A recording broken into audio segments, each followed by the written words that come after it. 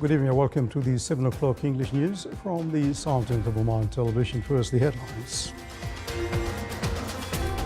The Committee of the Central Bank Governors of GCC countries reviews in Salalah topics of cybersecurity and combating money laundering and terrorism financing. A consulting services tender is announced to prepare documents for design and implementation of road to Jabal Akhbar from South Al-Batna Governorate. And the total domestic production and import of natural gas increases to about 31 billion cubic meters, while the oil production exceeds 223 million barrels by the end of July 2023.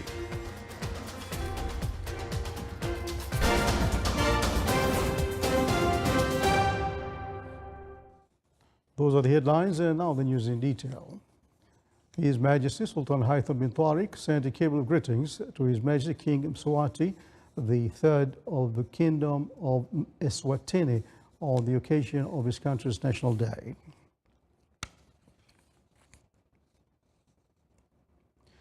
The Committee of Central Bank Governors of the Cooperation Council for the Arab States for the Gulf GCC held its 81st meeting in the city of Salalah. The meeting discussed a number of topics related to monetary and financial developments in the GCC countries and the recommendations of the committees at working groups, supervision and control of the banking system, payment systems and financial technologies in the field of banking sector in the GCC countries. The meeting also reviewed developments in the framework of combating money laundering, terrorism financing, cybersecurity, the Afaq system for Gulf payments and the Bana platform for Arab payments. The meeting was presided over by His Highness Sayyid Timur bin Asad Al Said, Chairman of the Board of Governors of the Central Bank of Oman.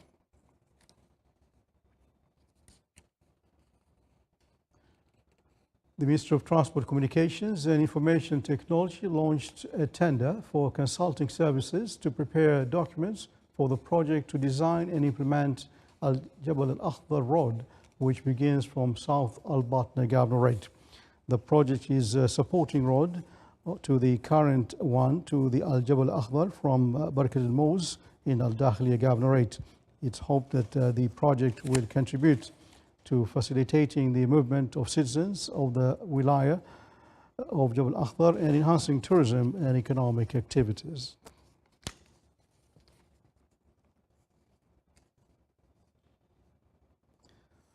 The Ministry of Transport, Communications and Information Technology reopened Wadi Sarami Road in the wilaya of Khabura in North Al-Batna Governorate after repairing damages on the road caused by the cyclone Shaheen back in 2021.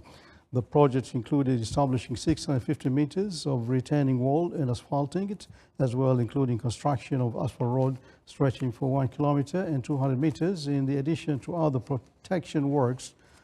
The project fixed damaged parts along Wadi Al-Sarami Road. The road is considered very vital as it links a number of mountainous villages in the wilaya of Al-Khabura. The total oil production in the Sultan of Oman exceeded 223,500,000 barrels until the end of last July, including exports of about 179 million barrels. More on the following report. About 179 million barrels is the sum of the Sultanate of Oman's total oil exports until the end of last July, with an average price of $80.50 per barrel. The total oil production, on the other hand, reached 223,544,500 barrels. Data issued by the National Center for Statistics and Information indicated that the total production of crude oil decreased by 1.5% on an annual basis to reach more than 174,642,000 barrels, while the total production of oil condensates increased to exceed 48,900,000 barrels, while the average daily production of oil reached 1,054,500 barrels.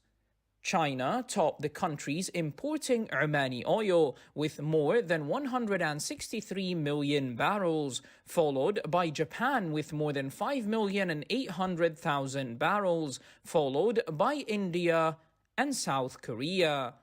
Numbers of the total domestic production and import of natural gas, on the other hand, amounted to 30,914,500,000 cubic meters till the end of last July, an increase of 1.5% on an annual basis. Its uses in industrial projects topped the list with more than 18,100,000,000 cubic meters, followed by oil fields and then power plants. It is noteworthy to mention that the non-associated production of natural gas included imports exceeded 24,713,000,000 cubic meters, while the associated production amounted to more than 6,200,000,000 cubic meters. The Minister of Social Development signed a support agreement with Oman International Development and Investment Company, Invest, to implement a laboratory for developing services and programs for people with disabilities. It aims at aligning with the Oman Vision 2040 and coming up with initiatives and projects that serve the aspirations of the vision, which are consistent with its priorities and strategic objectives. The laboratory will work to improve the sector's governance and organization, strengthen empowerment and integration programs for people with disabilities at all academic, professional and social levels, and focus on improving our intervention programs, in addition to the general capabilities concerned with developing databases and using modern technology applications. The agreement was signed by Her Excellency Dr. Layla bint Ahmed Al Najjar, Minister of Social Development.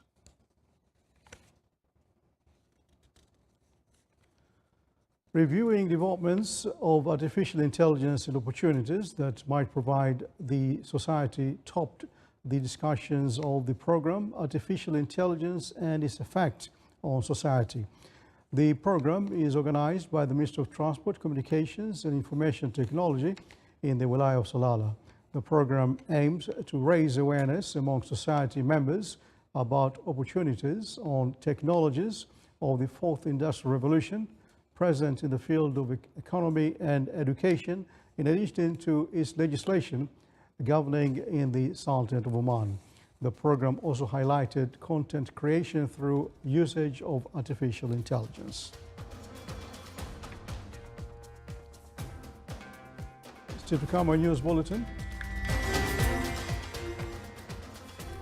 Experts and specialists review in Muscat the importance of using non-metallic materials in transporting water, crude oil, highly acidic oil and gas.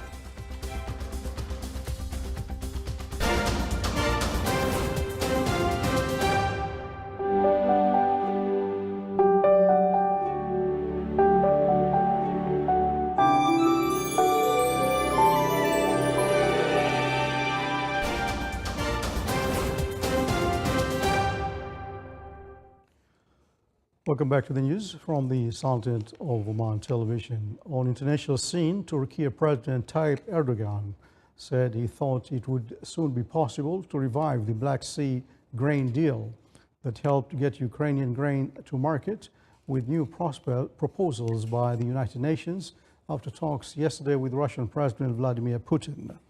Erdogan said Ukraine needs to soften its approach regarding taking mutual steps with Russia. He added that Ankara is ready to process Russian grains, turn them into flour, and send them to less developed African countries.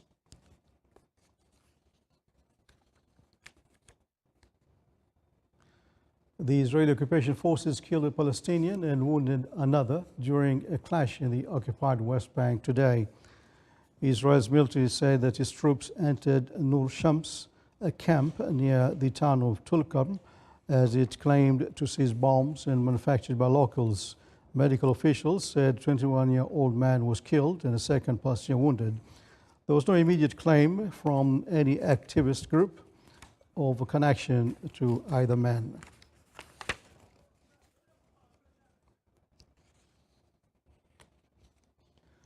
Streets in the southeastern Chinese city of Fuqing turned into rivers due to torrential rains caused by now weakened typhoon Haikui, which made landfall earlier today.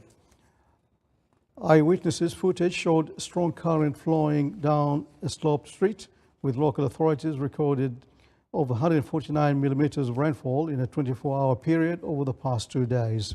The typhoon lost strength and became a tropical storm after its landfall around 5 a.m. According to the national forecaster, it was last reported to be moving over the southern Guangdong province, and forecasters expect to continue to weaken.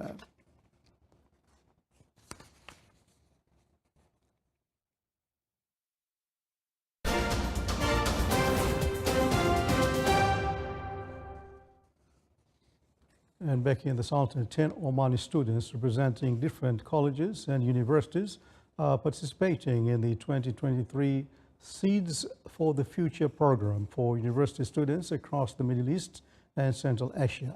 More details in the following report. Joining 175 students from elite universities representing 15 countries in the region, 10 Omani students are participating in Huawei's prestigious Seeds for the Future program for university students across the Middle East and Central Asia 2023 in Doha, Qatar, to explore ICT's huge potential to drive sustainable development. Seeds for the Future is a culture educational program that brings together here in Doha, Qatar for the first time, bringing around 175 students from 15 countries from the Middle East and Central Asia. The program aims to develop local talent, share knowledge, increase ICT sector awareness, and foster a digital community for young ICT talent. Student participation in international and multicultural event and competition is crucial. This competition and event in particular can help the student to build their skills and acquire future skills, and that will help them as well to find a solution and identify future problem and find solution for that.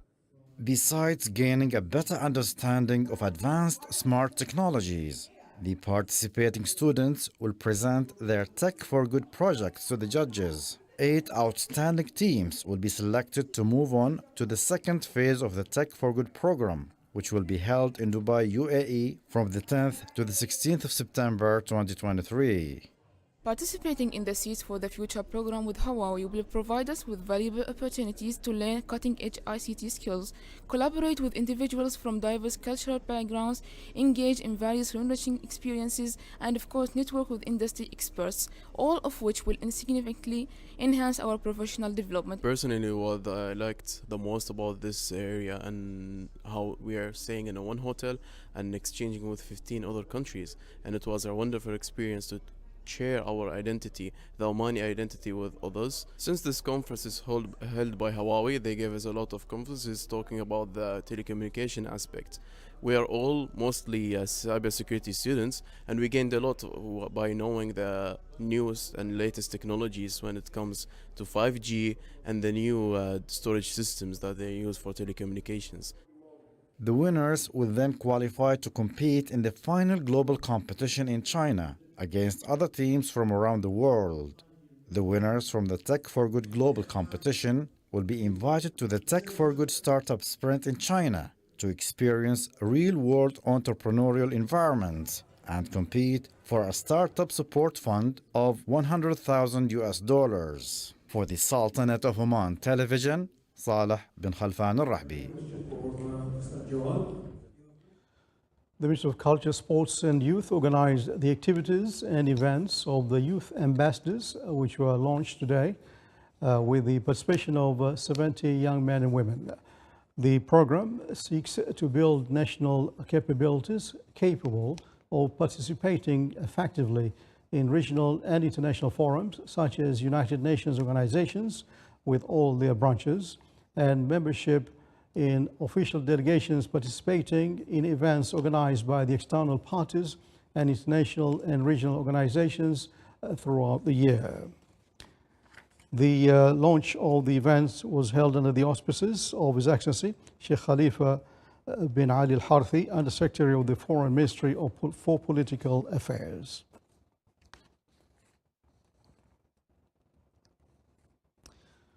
The Sultan of Oman, represented by the Association for Materials Protection and Performance, hosted the Non-Metallic Materials Conference. The conference witnessed the participation from experts in the field of oil and gas and various countries of the world. During the conference, they reviewed the importance of non-metallic materials in transporting water, crude oil, highly acidic oil, and gas petroleum derivatives, such as polyethylene and glass fibers used in the manufacturing of these materials, as it is considered less expensive than metallic materials. The conference was accompanied by an exhibition that included various companies in the field of manufacturing non-metallic materials, displaying their products that are resistant to rust and can withstand high pressure, and their average lifespan is estimated at about 30 years.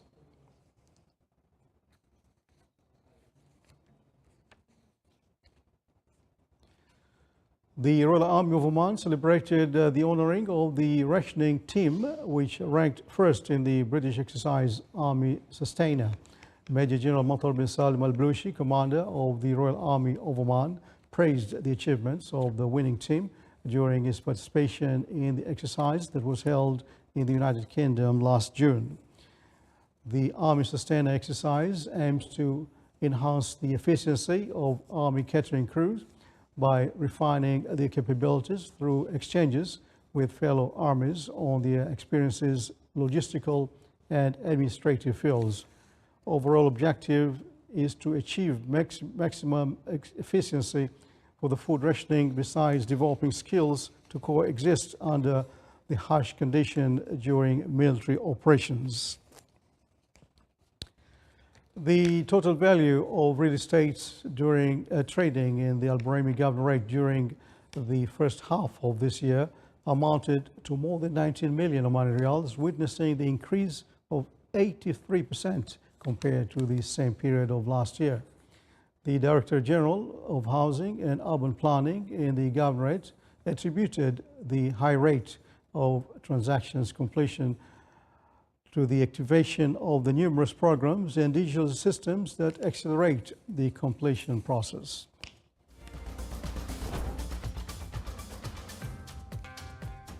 You're watching the Sultan of Oman television. Before tonight's bulletin, here are the main points once again.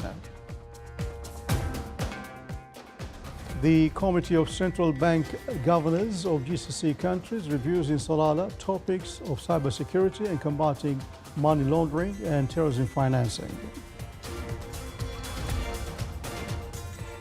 A consulting services stand is announced to prepare documents for design and implementation of road to Jabal Akhdar from South Al-Batna Governorate.